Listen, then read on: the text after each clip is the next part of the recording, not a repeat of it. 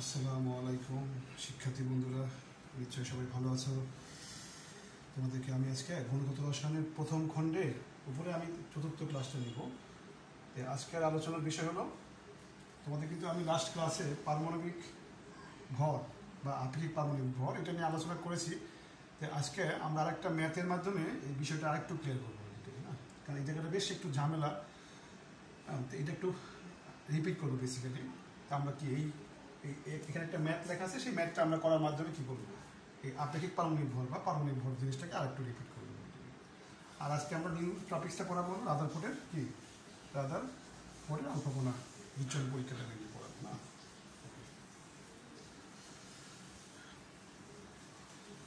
তাহলে এবার আমরা ম্যাথটা করা যাক।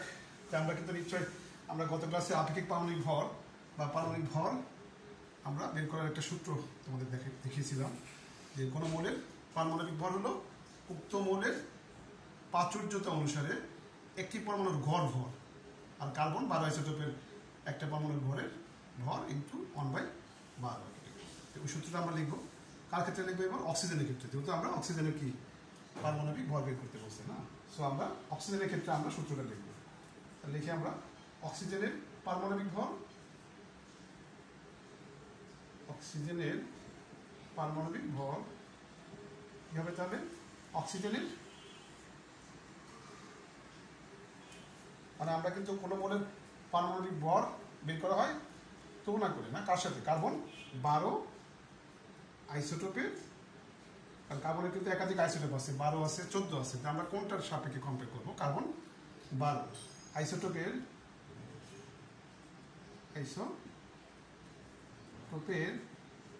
একটি পরমাণু ভর ইন্টু 1/12। আর উপরে হলো আমি যার পারমাণবিক ভর বের করবো তার কি দরকার? একটা পরমাণুর ভর। এখানে কিন্তু দেখো, এই আমরা একটা কাজ করি, এটা মুছে ফেলি না, তাহলে আমরা লিখতে সুবিধা হবে না। তাহলে আজকে পড়াবো আমরা আপেক্ষিক পারমাণবিক ভর, জাস্ট রিপিট করবো। আর নতুন কি পড়াবো? রাদারফোর্ডের আলফাকণা বিচ্ছুরণ পরীক্ষাটা, না। তো আমি একটু মুছে নিই, তাহলে আমার একটু জায়গা বের হবে না। এই দেখো, তাহলে কার্বন 12 আইসোটোপের একটি পরমাণু ভর ইন্টু 1/12। তার মানে এখানে কিন্তু কি দরকার? পরমাণুর ভর লাগবে, পরমাণুর ভর। তাহলে পারমাণবিক ভর বের করতে কি লাগে? পরমাণুর ভর। পরমাণুর ভর বলতে একটা পরমাণুকে প্রকৃতিভাবে ওজন করলে যে ভরটা পাওয়া যায় সেটা লাগবে। আচ্ছা, আমরা গত ক্লাসে দেখেছিলাম পরমাণুর ভর কিভাবে বের করতে হয়, আজকে আবার বলবো। উপরে তাহলে কি কার্বন অক্সিজেনের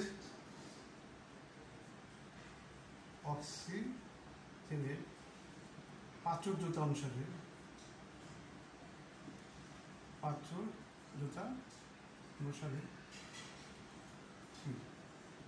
অক্সিজেনের প্রাচুর্যতা অনুসারে কেন? কারণ এই যে অক্সিজেনের কি আছে? একাধিক আইসোটোপ আছে। এই জন্য কি করতে হবে? অক্সিজেনের যে পরমাণুর ভর নিব, এখানে হলো কার্বন 12 আইসোটোপের পরমাণুর ভর নিব, উপরে কি নিব? অক্সিজেনের পরমাণুর ভর নিব। কিন্তু এটা কি হবে? গড় হবে। কেন গড় হবে? কারণ অক্সিজেনের কি আছে? একাধিক আইসোটোপ আছে। এই জন্য এখানে কি গড় পরমাণুর ভর লাগবে। অক্সিজেনের কি একটি পরমাণুর, অক্সিজেনের হলো গড় পরমাণু ভর লাগবে। পরমাণু ভর লাগবে কিন্তু গড়। আর গড়টা বের করবো কিভাবে? কে কত পার্সেন্ট আছে? এই জন্য কি লিখছি? প্রাচুর্যতা অনুসারে একটি, অক্সিজেনের প্রাচুর্য অনুসারে একটি পরমাণু গড় ভর, একটি পরমাণু গড়। দেখো দুইটা জিনিস খেয়াল করবো। এখানে হলো, এখানে পরমাণুর ভর, কিন্তু কি শব্দ আসছে? গড় আসছে। কেন আসছে? কারণ অক্সিজেনের কি আছে? একাধিক আইসোটোপ আছে। এই জন্য গড় আসছে। এবং গড়টা বের করবো কিভাবে? কে কত পার্সেন্ট, এটা বিবেচনায় রেখে। এই জন্য কি লেগেছে? প্রাচুর্যতা অনুসারে, মানে যেহেতু আইসোটোপ আছে, তার মানে কোন আইসোটোপটা কত পার্সেন্ট, এটা বিবেচনায় রেখে আমরা কি করবো? গড় হিসাব করবো। আচ্ছা, তাহলে আমরা এবার পরমাণুর ভর বের করবো অক্সিজেনের, কিন্তু গড়। তাহলে গড় বের করবো কিভাবে? কে কত পার্সেন্ট আছে সেটা বিবেচনায় রেখে। দেখো, আচ্ছা, তাহলে 16 ভর সংখ্যা বিশিষ্ট অক্সিজেন আছে 100টার মধ্যে কতগুলো? 99.76টা। 100টার মধ্যে 99.76টা অক্সিজেন পরমাণুর ভর সংখ্যা কত? 16। তার মানে 16 ভর সংখ্যা বিশিষ্ট অক্সিজেন পরমাণু 100টার মধ্যে কয়টা? 99.76। আমি 100টার মধ্যে কেন কাউন্ট করলাম? কারণ দেওয়া আছে কিসে, কে কত পার্সেন্ট শতকরা হিসেবে দেওয়া আছে। এই জন্য 100টার মধ্যে এতটা ভর সংখ্যা 16। তারপর 17 ভর সংখ্যার কতগুলো? 0.037। তারপর 18 ভর সংখ্যার কতগুলো? 0.204। ওকে, এইবার এটাকে ভাগ করবো কি দ্বারা? আচ্ছা, তাহলে দেখো আমরা কিন্তু 100টার কি পাইছি? মোট ভর সংখ্যা পাইছি। 100টার মোট ভর সংখ্যা পাইছি। তাহলে আমি যদি এটাকে 100 দ্বারা ভাগ করি তাহলে কি পাওয়া যাবে? একটা গড় ভর সংখ্যা পাওয়া যাবে। তাহলে এগুলো হলো 17, 16, 17, 18, এগুলো হলো ভর সংখ্যা। তাহলে আমি কে কত পার্সেন্ট এটা মাথায় রেখে কি করছি? 100টার মোট ভর সংখ্যা বের করছি। পরে আমরা কি করছি? 100 দ্বারা ভাগ করছি। তার মানে এটা কি হলো? একটার গড় ভর সংখ্যা, একটা গড় ভর সংখ্যা। আচ্ছা, আর এখানে যেহেতু কার্বন 12 নিছি, তাহলে ভর সংখ্যা কত? 12। এখানে গড় লাগবে না, গড় ভর সংখ্যা লাগবে না, কারণ আমাকে বলে দিচ্ছে কার্বন 12 আর, তাহলে 12 ভর সংখ্যা বিশিষ্ট কার্বন নিতে হবে। হ্যাঁ, তাহলে শুধু 12 লিখলাম। আর আমি এখানে কি করছি? গড় ভর সংখ্যা বের করছি, গড় ভর সংখ্যা বের করছি, যেহেতু একাধিক আইসোটোপ আছে। কার্বনেরও একাধিক আইসোটোপ আছে, কিন্তু আমরা কার্বন 12কে একক ধরে আমরা কোনো মোলের পারমাণবিক ভর বের করি। এই জন্য শুধু 12 লিখছি, 12। তাহলে 12টা ভর সংখ্যা কার্বনের। আর এটা হলো অক্সিজেনের কি? গড় ভর সংখ্যা, অক্সিজেনের গড় ভর সংখ্যা। আচ্ছা, এখন দেখো আমি যদি এই 12-র পাশে যদি গ্রাম বসাই তাহলে কি বোঝাবে? 1 মোল কার্বন পরমাণু। এটা হলো 1 মোল কার্বন পরমাণু ভর। 12 ভর সংখ্যা বিশিষ্ট 1 মোল কার্বন পরমাণু ভর।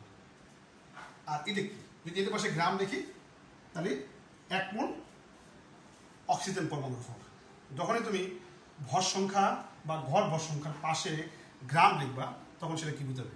1 মোল, 1 মোলের ভর। তাহলে এটা হলো 1 মোল অক্সিজেন পরমাণুর গড় ভর সংখ্যা, 1 মোল অক্সিজেন পরমাণু। তাহলে আর এটা হলো 1 মোল 12 ভর সংখ্যা বিশিষ্ট কার্বন পরমাণুর কি ভর। হ্যাঁ, তাহলে যখন আমি ভর সংখ্যার পাশে গ্রাম লিখবো তখন সেটা কি বোঝাবে? 1 মোলের ভর। তাহলে এটা হলো 1 মোল অক্সিজেন পরমাণুর কি গড় ভর, 1 মোল। তাহলে একটা অক্সিজেন পরমাণুর গড় ভর কত? ভাগ অ্যাভোগাড্রো সংখ্যা। 1 মোল মানে কয়টা অক্সিজেন? অ্যাভোগাড্রো সংখ্যক। তাহলে অ্যাভোগাড্রো সংখ্যক অক্সিজেন পরমাণুর গড় ভর হলো এটা। তাহলে এটাকে যদি আমি ভাগ করি অ্যাভোগাড্রো সংখ্যা দ্বারা 6.023 10⁻23, তাহলে কি বোঝাবে এটা? একটি অক্সিজেন পরমাণু গড় ভর, গড় ভর, গড় ভর। হ্যাঁ, তাহলে ভর সংখ্যাকে যদি গ্রামে কনভার্ট করি তাহলে কি বোঝাবে? 1 মোলের ভর। আর যদি ভাগ করি অ্যাভোগাড্রো সংখ্যা দ্বারা তাহলে একটা পরমাণুর ভর বোঝাবে। তাহলে এটা হলো একটা অক্সিজেন পরমাণুকে গড় ভর। আর এটাকে যদি ভাগ করি কি দ্বারা? অ্যাভোগাড্রো সংখ্যা দ্বারা 6.023 10⁻23, তাহলে এটা কি বোঝাবে? কার্বন 12 ভর সংখ্যা বিশিষ্ট একটি কার্বন পরমাণুর ভর। 12 ভর সংখ্যা বিশিষ্ট একটা কার্বন পরমাণুর প্রকৃত ভর। এটা প্রকৃত ভর বা পরমাণুর ভর মানে প্রকৃত ভর। আচ্ছা, ইনটু কি আছে এখানে? সূত্রে 1/12। এবার দেখো তাহলে কি হয়? এই 12 কাটা। এখানে অ্যাভোগাড্রো সংখ্যা আছে, এর সাথে কোনটা কাটা? এটা কাটা। এখানে গ্রাম আছে, এখানে গ্রাম আছে, কাটা। তাহলে কি হচ্ছে ফাইনালি? 16.99 কত? 76। 17 ইন্টু কত? 0.037। দেখা হচ্ছে না, না একটু।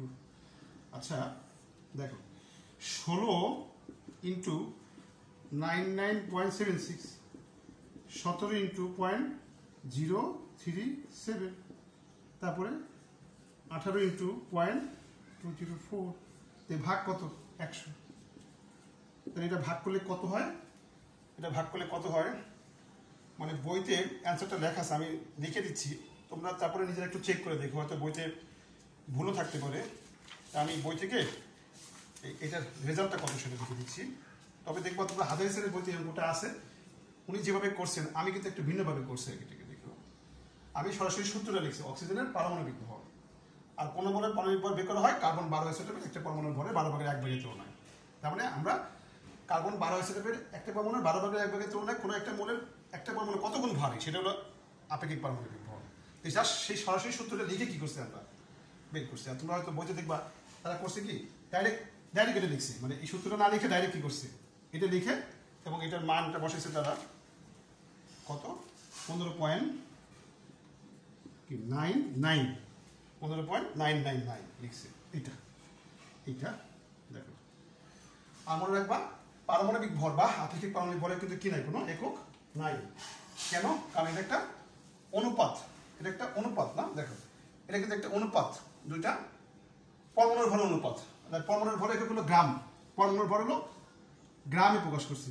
তাহলে পরমাণুর ভর গ্রাম, এখানেও গ্রাম আছে, গ্রাম কাটা যাচ্ছে, তার কারণে কি তার মানে পারমাণবিক ভর বা আপেক্ষিক পারমাণবিক ভরের কোনো একক নাই, যেহেতু এটা দুইটা ভরের অনুপাত, মানে এককটা কাটা যাচ্ছে আর এটাকে আমাদের। আর এটা কেন আপেক্ষিক বলা হয়েছে? কারণ কার্বন 12 আইসোটোপের সাথে তুলনা করে আমরা 12 আইসোটোপের একটা পরমাণুর ভরে 12 ভাগের 1 ভাগের সাথে তুলনা করে আমরা কোনো মূলের পারমাণবিক ভর বের করি। তাহলে দেখো যদি এখন প্রশ্ন করা হয় আমাকে যে কোশ্চেনটা হলো অক্সিজেনের পারমাণবিক ভর, অক্সিজেনের পারমাণবিক ভর ধরো এই 15.999 বলতে কি বোঝো? আশা করি পারবা। কি বলবা যে অক্সিজেনের একটা পরমাণুর ভর, একটি পরমাণুর ভর বা অক্সিজেনের কি মানে আইসোটোপ যে আছে তাদের প্রাচুর্যতা অনুসারে একটি পরমাণুর যে গড় ভর একটা কার্বন 12 আইসোটোপের একটা পরমাণুর ভরের 12 ভাগের 1 ভাগের তুলনায় কি এত গুণ ভারী। তার মানে অক্সিজেনের একটা পরমাণু কার্বন 12 আইসোটোপের একটা পরমাণুর ভরে কি 12 ভাগের 1 ভাগের তুলনায় এত গুণ ভারী।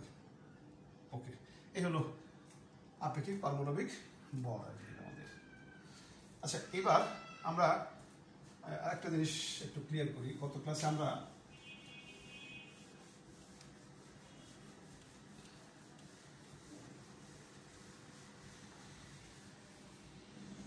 দেখো আমরা গত ক্লাসে এই জিনিসটা একটু দেখাইছিলাম না, ক্লোরিন কত 35 ভর সংখ্যা বিশিষ্ট ক্লোরিন পাওয়া যায়, আবার ক্লোরিন 37 এর ভর সংখ্যা পাওয়া যায় না, 17 হলো পারমাণবিক সংখ্যা। আর গত ক্লাসে দেখাইছিলাম যে ক্লোরিন 35 ভর সংখ্যা বিশিষ্ট ক্লোরিন পাওয়া যায় প্রকৃতিতে কত পার্সেন্ট? 75.53%। আর এটা হলো 24.47%। ওকে, 47%। এই তা আমরা তোমাদের গতদিন দেখাইছিলাম যে এই 17টা কি জন্য? 17টা পারমাণবিক সংখ্যা। তাহলে পারমাণবিক সংখ্যা হলো কোনো মোলের পরমাণু নিউক্লিয়াসে যে প্রোটন সংখ্যা সেটাই হলো পারমাণবিক সংখ্যা। কারণ বাম দিকে নিচে আমরা কি লিখি? পারমাণবিক সংখ্যা লিখি। পারমাণবিক সংখ্যা মানে হলো প্রোটন সংখ্যা। আচ্ছা, তারপরে আমরা গত ক্লাসে বলছিলাম যে 35 আর 37 এটা কি ভর সংখ্যা। আর তোমরা মনে রাখবা ভর সংখ্যা কি হয় না, কখনো ভগ্নাংশ হবে না। কারণ কি?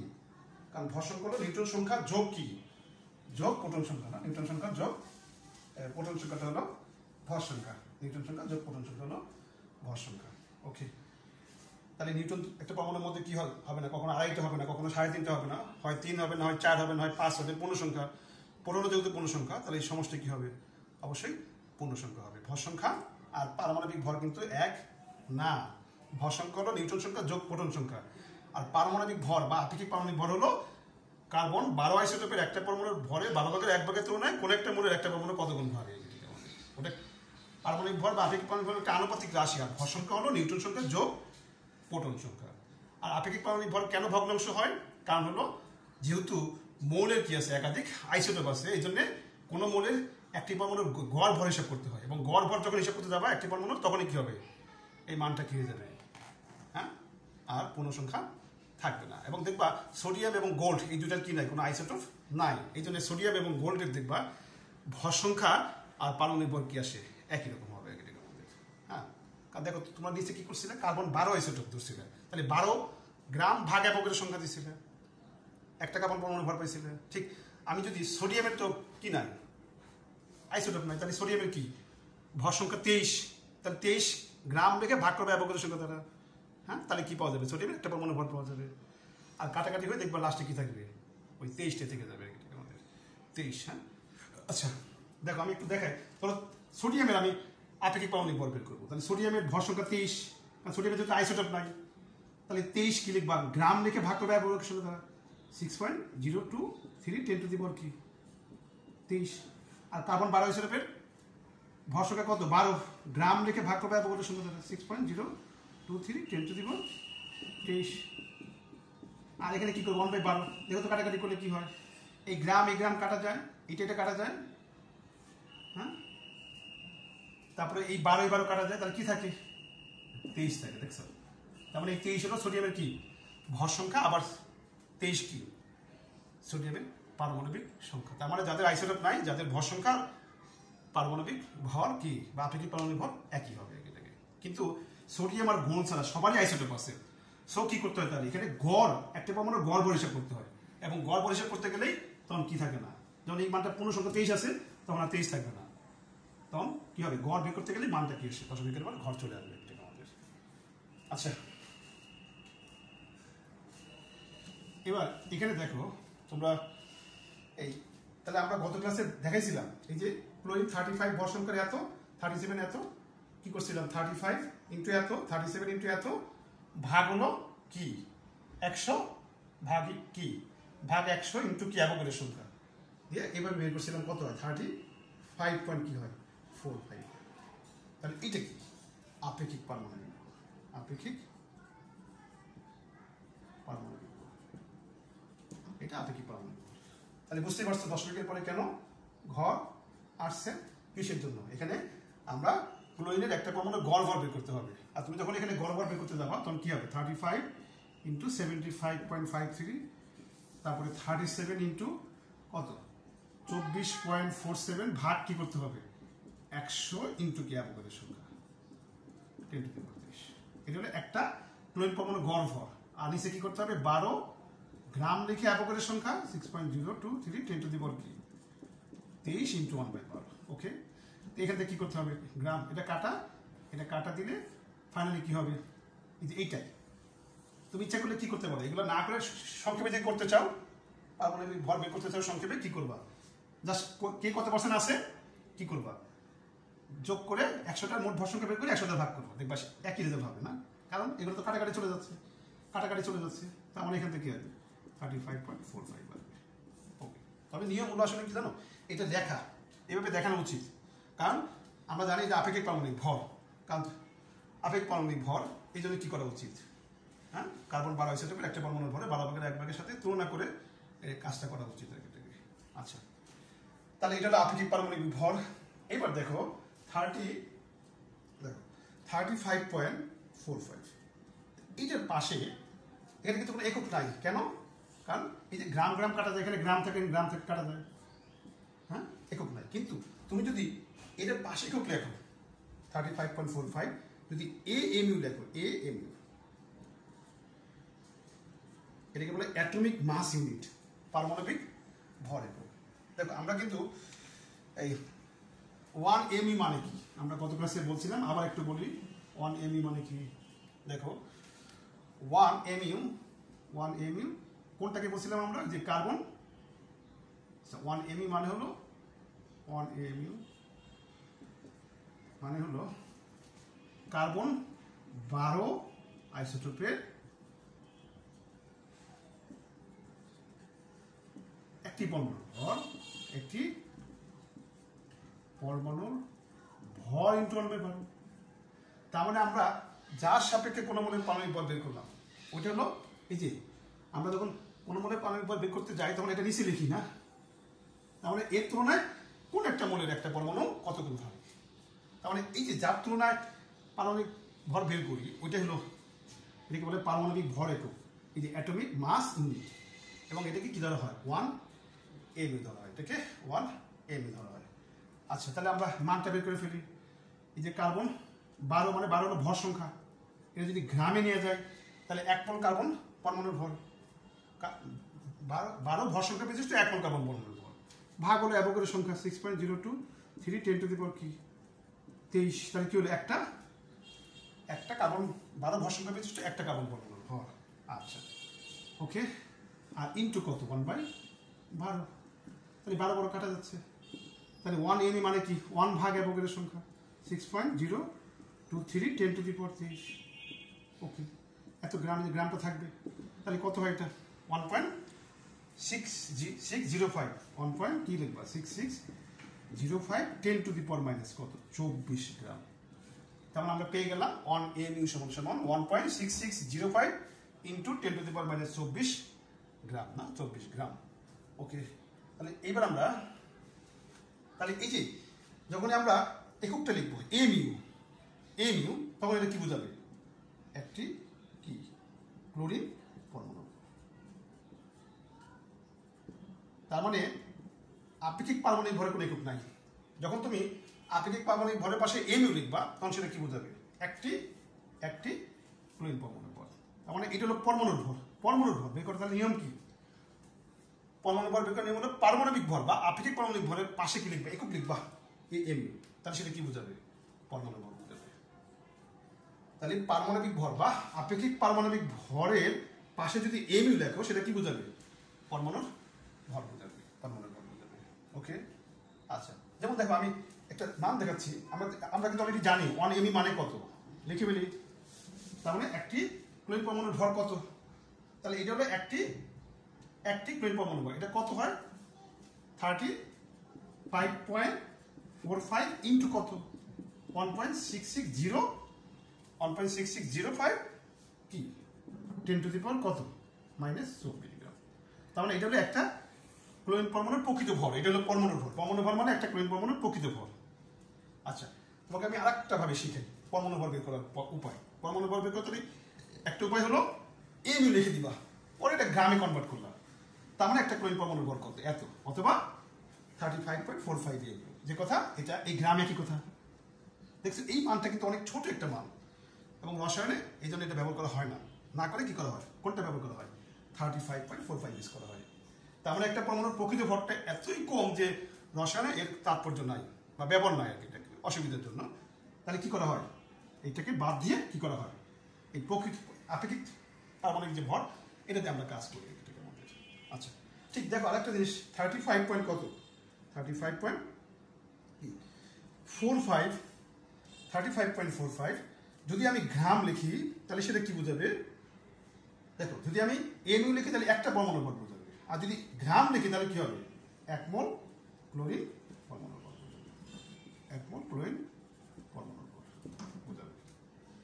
আর আমরা কি জানি 1 মোল, হ্যাঁ দেখো 1 মোল ক্লোরিন পরমাণু মানে কত গ্রাম ক্লোরিন পরমাণু, হ্যাঁ 1 মোল ক্লোরিন পরমাণু মানে কতটা ক্লোরিন পরমাণু 6.023 10⁻23টি ক্লোরিন পরমাণু।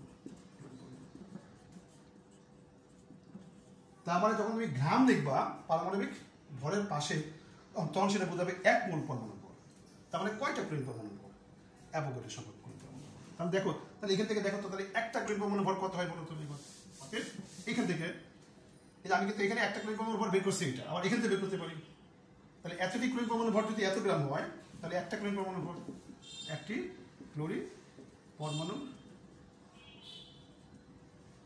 ভর কত বলো 35.45 গ্রাম ভাগ কত 6.023 10⁻⁻ কত 23, এত দেখো তো। তাহলে এত গ্রাম হলো অ্যাভোগাড্রো সংখ্যক ক্লোরিন পরমাণু ভর, তাহলে একটা ক্লোরিন পরমাণু ভর কত। আবার দেখো আমি কিছুক্ষণ আগে তোমাদের শিখেছি 35.45, আর এই যে 1 ভাগ অ্যাভোগাড্রো সংখ্যা মানে কত, এটা না, এই যে 1.6605 10⁻24 গ্রাম। তাহলে 1 ভাগ অ্যাভোগাড্রো সংখ্যা মানে এটা, যেটাকে আমরা কি বলছি, আবার এটা মানে কি জানি 35. আর এটা মানে 1 AMU, তাহলে AMU বসে দিলাম। হ্যাঁ তাহলে একই জিনিস আবার এখান থেকে আসলাম না। তার মানে কি আমি যদি AMU লিখি পরমাণু ভর বোঝাবে, আবার যদি আমি গ্রাম লিখি সেটা 1 মোলের ভর বোঝাবে। পরে আমরা যদি এটাকে ভাগ করি অ্যাভোগাড্রো সংখ্যা দ্বারা, একই আসতেছে দেখছি, একই আসতেছে যে ভাগ করছে অ্যাভোগাড্রো সংখ্যা দ্বারা 1 ভাগ অ্যাভোগাড্রো সংখ্যা এটা মানে AMU। হ্যাঁ তার মানে গ্রাম লিখলে 1 মোলের ভর বোঝাবে, আর যদি AMU লেখো তাহলে একটা পরমাণুর ভর বোঝাবে। তাহলে মোটামুটি আমাদের আশা করি এখন আর কারো সমস্যা থাকবে না।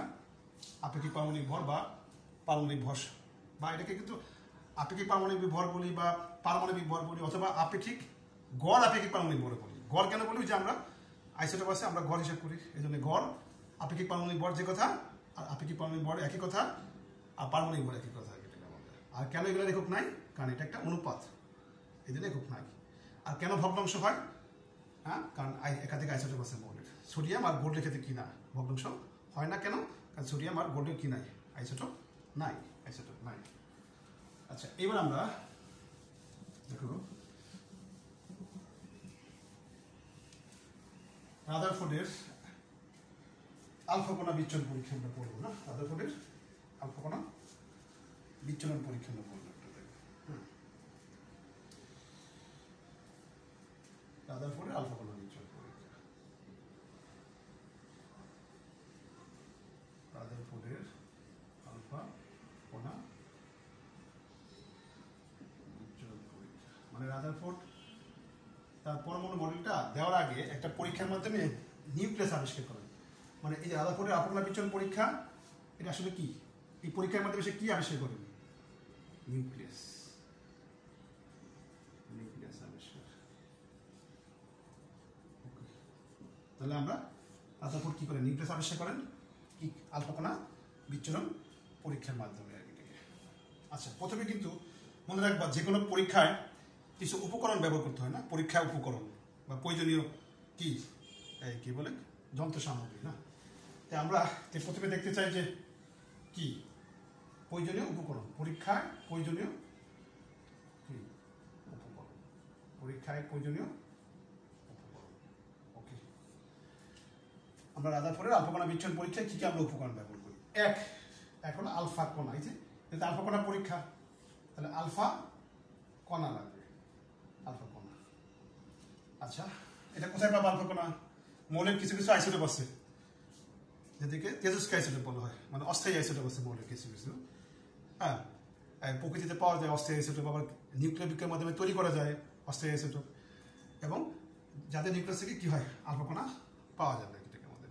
তাহলে আমরা আলফা কণা পাওয়া যায় এরকম একটা তেজস্ক্রিয় আইসোটোপ আমরা কি নিব না, যেখান থেকে আলফা কণা বের হবে এটাকে আমাদের। আচ্ছা, তাহলে আলফা কণা, তাহলে আলফা কণার একটা পরিচিতিটা জানি আমরা। তোমরা সবাই জানো যে 2টা নিউট্রন, 2টা প্রোটন, আর কক্ষপথে কি 2টা ইলেকট্রন। ওকে, তো এইটা হলো হিলিয়াম পরমাণু, এটা হিলিয়াম পরমাণু 4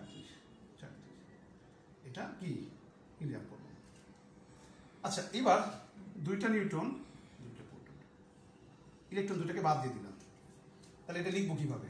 হিলিয়াম যা আছে তাই, শুধু 2+ লিখবো। তাহলে এটাকে বলা হয় হিলিয়াম নিউক্লিয়াস। এটাকে কি বলে? Helium nucleus. মানে আলফা কণাটা হলো এই হিলিয়াম নিউক্লিয়াস সদৃশ একটা কণা।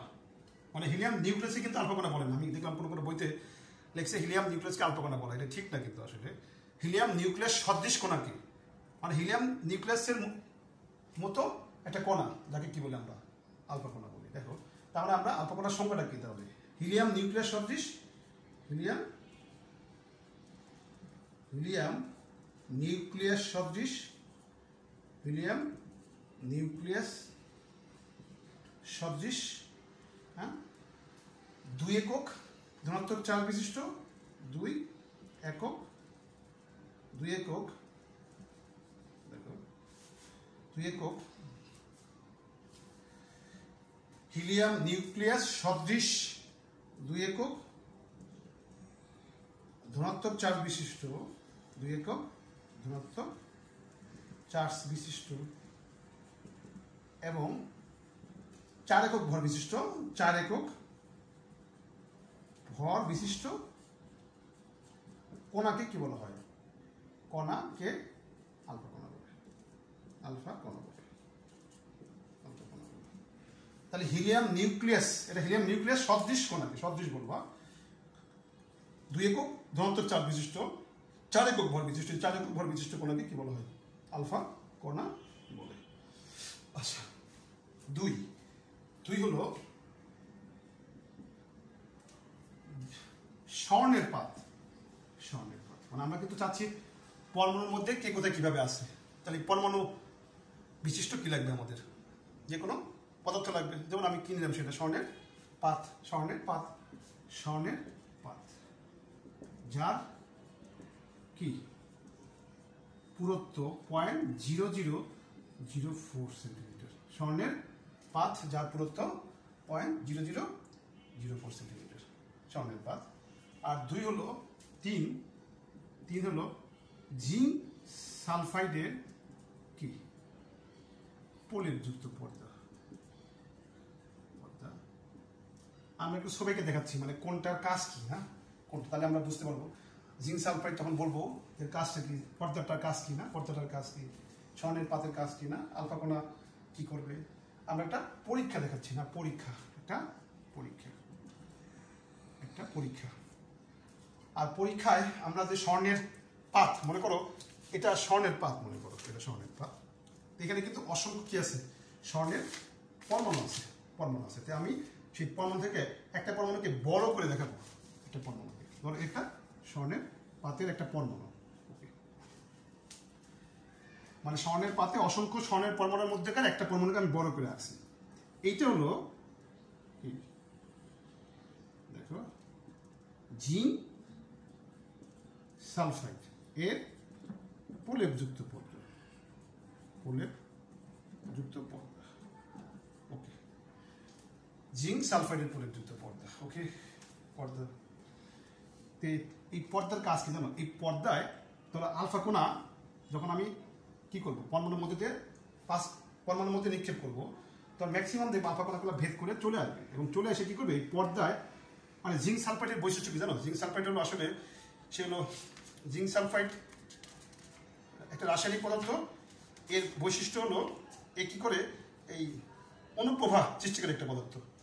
জিঙ্ক সালফাইড অনুপ্রভা সৃষ্টিকারী একটা পদার্থ। আর অনুপ্রভা সৃষ্টিকারী পদার্থ কি করে বিভিন্ন শক্তির ফোটন সে শোষণ করে কি করে দৃশ্যমান আলোর শক্তি বিকিরণ করে। আর যেহেতু দৃশ্যমান আলোর শক্তি বিকিরণ করে, তারপরে আমরা কি করবো দেখবা এখানে সে কি করবে, কতগুলা আলোক ছটা দেখা যাবে। আলোক ছটা মানে আমরা আলফা কণা কি করবে, এই পরমাণু ভেদ করে এই পর্দায় কি করবে, শক্তি প্রয়োগ করবে। শক্তি এখানে অনুপ্রভা সৃষ্টি হবে, মানে আলোক ছটা সৃষ্টি হবে। মানে এখানে ধরো আমি এখানে একটা ধরো কাঠের মধ্যে গর্ত করলাম, এর মধ্যে কি রাখছি, তেজস্ক্রিয় মৌল রাখছি। এই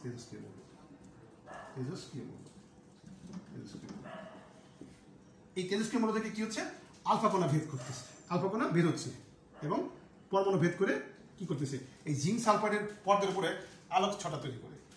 মানে এখানে আলোক ছটা দেখা যাবে আমরা, এবং দেখবো এই আলোক ছটা থেকে আমরা বুঝতে পারবো যে অধিকাংশ আলফা কণা কি করছে, সোজা ভেদ করে কি চলে গেছে। তাহলে জিঙ্ক সালফাইড কি অনুপ্রভা সৃষ্টিকারী পদার্থ। অনুপ্রভা সৃষ্টিকারী পদার্থ কাকে বলে, যারা কি করে বিভিন্ন শক্তির ফোটন শোষণ করে কি করে দৃশ্যমান অঞ্চলে শক্তি বিকিরণ করে, তাদেরকে কি বলা হয়, অনুপ্রভা সৃষ্টিকারী পদার্থ বলা হয়। তাহলে জিঙ্ক সালফাইডের মধ্যে এই বৈশিষ্ট্যটা আছে, যার কারণে যখন আমরা আলফা কণা আমরা নিক্ষেপ করবো পরমাণুর মধ্যে, এবং পরমাণু ভেদ করে মানে স্বর্ণের পাতের উপর যখন আমরা আলফা কণা নিক্ষেপ করবো, এই পাতটার মধ্যে যে পরমাণুগুলো আছে, পরমাণুকে ভেদ করে বেশিরভাগ আলফা কণা কি করে এই জিঙ্ক সালফাইডের পর্দার উপরে গিয়ে কি করে আলোক ছটা সৃষ্টি করবে। আচ্ছা, এবং দেখো ম্যাক্সিমাম ভেদ করে চলে যাবে। বুঝবো কিভাবে, এই আলোক ছটা দেখে কিছু আলফা কণা কি করবে, বেঁকে যাবে। কেন বেঁকে যায় তার ব্যাখ্যা দিব আমরা। কিছু কি আসবে, এরকম ফিরে আসবে। তারপরে আমরা এগুলো হলো পরীক্ষার ফলাফল। পরীক্ষার ফলাফল কয়টা, তিনটা। পরীক্ষার ফলাফল তিনটা। ফলাফলগুলো লিখি আমরা। তাহলে আমরা কি লিখলাম, প্রয়োজনীয় উপকরণ লিখলাম, তারপরে কি লিখলাম, এখানে প্রয়োজনীয় উপকরণ লিখছি, তারপরে পরীক্ষাটা দেখাইছি না কিভাবে পরীক্ষাটা করতে হয়। এখন হলো ফলাফল, তারপরে আসবে সিদ্ধান্ত। না, ফলাফলটা লিখি। দেখো ফলাফল, দেখো ফলাফল হলো 99% আলফা কণা সোজা কি ভেদ করে চলে যায়। এর একটা ফলাফল আমরা বুঝলাম কিভাবে, এই যে পর্দা, এই যে পরমাণু ভেদ করে আমরা কি পাচ্ছি, আলোক ছটা দেখে আমরা বুঝতে পারছি যে 99% আলফা কণা সোজা ভেদ করে চলে যায়। আচ্ছা, তারপরে 2 কিছু বেঁকে যায়,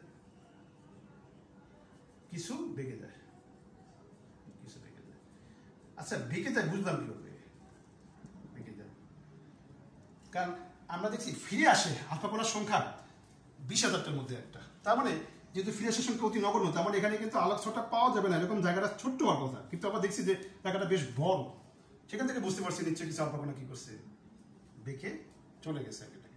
আমি আবার বলি, ফিরে আসার সংখ্যা 20,000টার মধ্যে একটা, তার মানে সেই হিসেবে আলোক ছটা দেখা যাবে না, এরকম জায়গাটা স্বল্প হওয়ার কথা ছিল, তো এটা বেশ প্রশস্ত, এখানে আমরা বুঝতে পারছি কিছু আলফা কোণা কি করছে, হ্যাঁ বেঁকে চলে গেছে, তার মানে কিছু বেঁকে যায়। আর 20,000টা হতে একটি ফিরে আসে, একটি ফিরে আসে, ওকে, প্রতি 20,000টা হতে একটা, প্রতি 20,000টা হতে না, প্রতি 20,000টা হতে একটা ফিরে আসে, প্রতি 20,000টা একটা ফিরে আসে। এবার আমরা সিদ্ধান্ত বলব, সিদ্ধান্ত, এবার সিদ্ধান্ত, ওকে, এক। আচ্ছা যেহেতু অধিকাংশ আলফা কোণা সোজা ভেদ করে চলে যায়, এখান থেকে আমরা কি মেসেজটা পাই, পরমাণুর অধিকাংশ জায়গাটা কি ফাঁকা, যেহেতু যেহেতু অধিকাংশ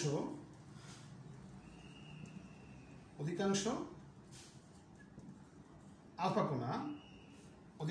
কোণা সোজা ভেদ করে চলে যায়, আলফা কোণা সোজা ভেদ করে চলে যায়, তাই পরমাণুর অধিকাংশ জায়গা ফাঁকা, অধিকাংশ জায়গা ফাঁকা, অধিকাংশ জায়গা ফাঁকা, পরমাণুর যেহেতু অধিকাংশ আলফা কোণা সোজা ভেদ করে চলে যায়, তাই পরমাণুর অধিকাংশ জায়গা ফাঁকা। দেখবা তোমাদের বইতে, হাজার সাথে বইতে দেখবা প্রথমে ওনারা বলে ফেলছে যে ওই ফাঁকা জায়গায় কে থাকে, ইলেকট্রন থাকে, এটা কিন্তু প্রথমে বলাটা ঠিক না, হ্যাঁ দেখবা আমি একদম লাস্টের যে পয়েন্টটা দিব সেখানে বলবো যে ফাঁকা জায়গায় কি আছে, ইলেকট্রন আছে, আগেই বলা ঠিক হবে না, আমি একটা প্রেক্ষাপট তৈরি করবো, একটা দেখবা একটা পর্যায়ে যাব, তখন আমাকে স্বীকার করতে হবে যে ফাঁকা জায়গায় কি আছে, ইলেকট্রন আছে। তাই আমরা আপাতত ধরে নেই যে জায়গাটা ফাঁকা, ফাঁকা জায়গায় কেউ আছে কিনা সেটা আমরা এখনই বলতে চাচ্ছি না, হ্যাঁ আমরা আগে নিউক্লিয়াসটা কি আবিষ্কার করে নিই, তারপরে কি করব, নিউক্লিয়াস বলবো পজিটিভ চার্জযুক্ত, হ্যাঁ এই পজিটিভ চার্জযুক্ত, এটা রেসপেক্টেই বলবো যে ফাঁকা জায়গায় কি আছে, নেগেটিভ চার্জযুক্ত ইলেকট্রন আছে। তোমরা কি বলবা, প্রথম যে পয়েন্টটা লিখবা সেখানে কি বলবা, অধিকাংশ জায়গাটা ফাঁকা বলবা, এই যে অধিকাংশ জায়গা কি ফাঁকা বলবা, ফাঁকা জায়গায় ইলেকট্রন আছে এটা বলবা না, একদম লাস্টের পয়েন্টে কি বলবা, কেন বলবা একটু পরে বুঝতে পারবা কেন বলা উচিত, লাস্টের পয়েন্টে, প্রথমে কেন বলা উচিত না।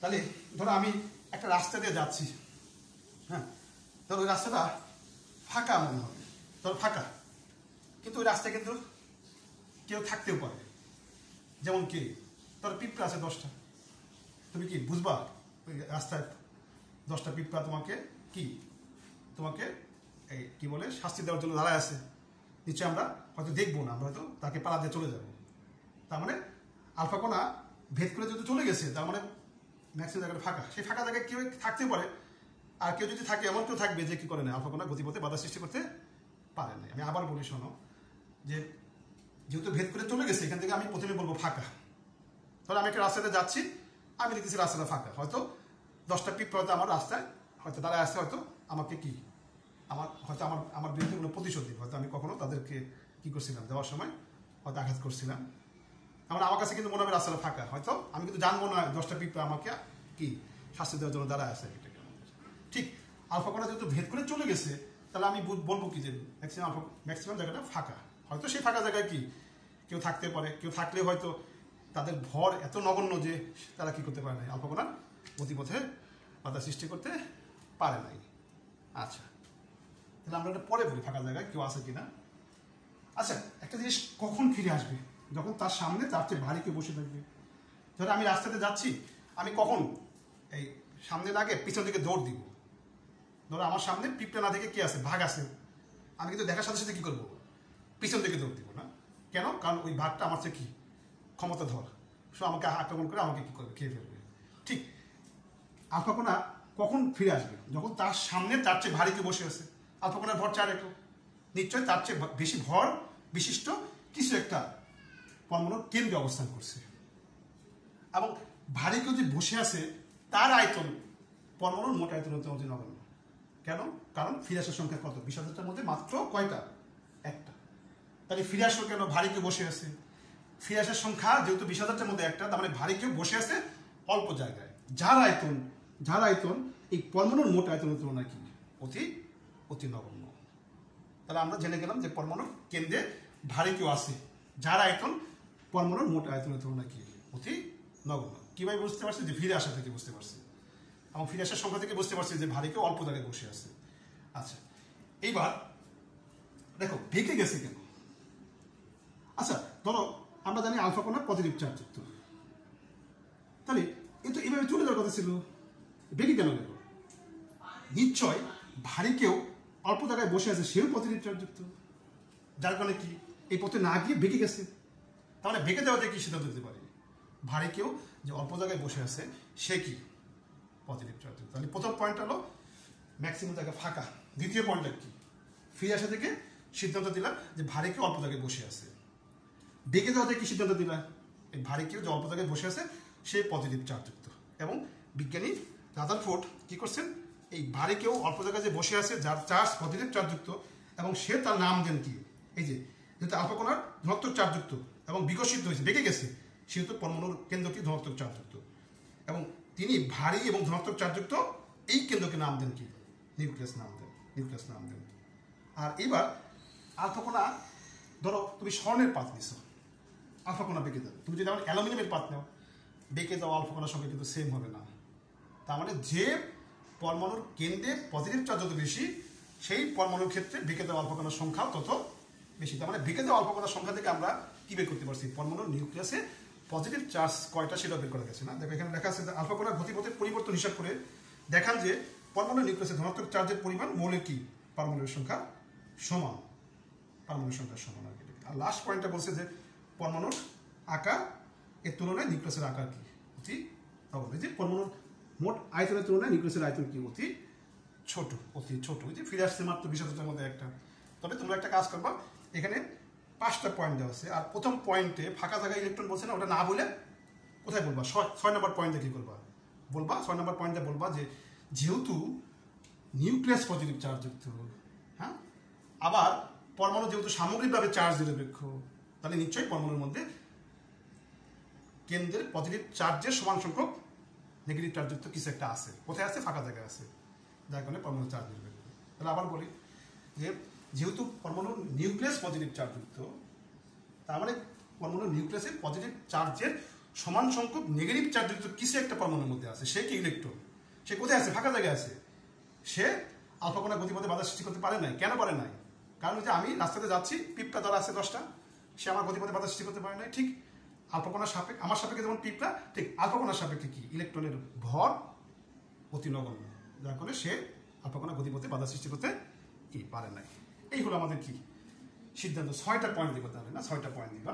তাহলে প্রথম পয়েন্ট হলো ফাঁকা ম্যাক্সিমাম জায়গা, কেন? ভেদ করে চলে গেছে বলে। 2 নম্বর পয়েন্টটা কি? ফিরে আসছে, সেখান থেকে ভারী কেউ বসে আছে অল্প জায়গায়। আচ্ছা, 3 নম্বর পয়েন্ট কি? বেঁকে গেছে। এখান থেকে সিদ্ধান্ত হলো ভারী কেউ অল্প জায়গায় বসে আছে, সে নিউক্লিয়াস পজিটিভ চার্জযুক্ত, যাকে কি বলা হয়েছে? নিউক্লিয়াস নাম দিয়েছে। তারপরে 4 নম্বর পয়েন্টটা কি? গতিপথ। এই যে বেঁকে যাচ্ছে আলফা কণা, বিভিন্ন পরমাণুর, বিভিন্ন মৌলের, যেমন এখানে স্বর্ণের পাত্রে পরীক্ষা করছে, এরকম তুমি যদি অ্যালুমিনিয়াম পাত্রে পরীক্ষা করো, বিভিন্ন পাত্রের ক্ষেত্রে কি হবে? বেঁকে দেওয়া আলফা কণার সংখ্যা সেম হবে না, ভিন্ন হবে। এবং বেঁকে দেওয়া আলফা কণার সংখ্যা থেকে কি করা যায়? দেখানো যায় যে পরমাণুর কেন্দ্রে পজিটিভ চার্জের সংখ্যা হলো পারমাণবিক সংখ্যা সমান। এটা হলো 4 নম্বর পয়েন্ট। আর 5 নম্বর পয়েন্ট হলো বলা হয়েছে পরমাণুর আকারের তুলনায় নিউক্লিয়াসের আকার অতি নগণ্য। কম্পেয়ার করছে যে পরমাণু এর নিউক্লিয়াস থেকে, মানে পরমাণু সাধারণত কি নিউক্লিয়াস থেকে প্রায় 10,000 থেকে 1 লক্ষ গুণ বড়। মানে নিউক্লিয়াসের তুলনায় পরমাণু কত গুণ বড়? 10,000 থেকে 1 লক্ষ গুণ বড়। এটাকে আমাদের 1 লক্ষ গুণ বড়।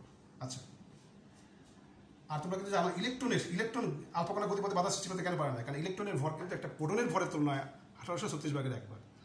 আবার আলফা কণা হলো কর 2টা প্রোটন 2টা নিউটনের ভরের সমান।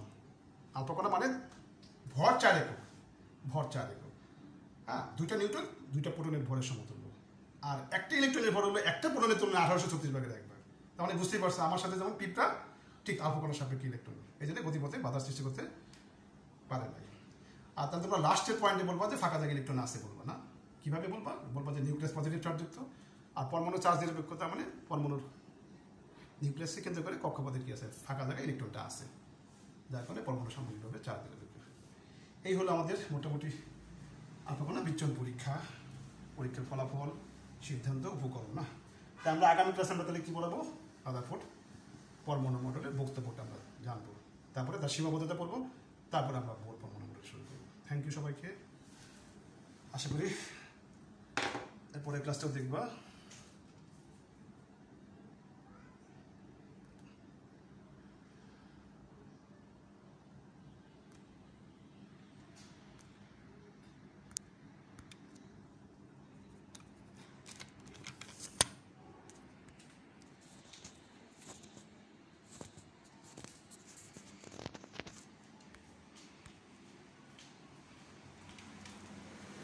এই এটা বন্ধ হচ্ছে না কেন, দেখতে লাইট দিতে ভিডিও বন্ধ হচ্ছে না কেন।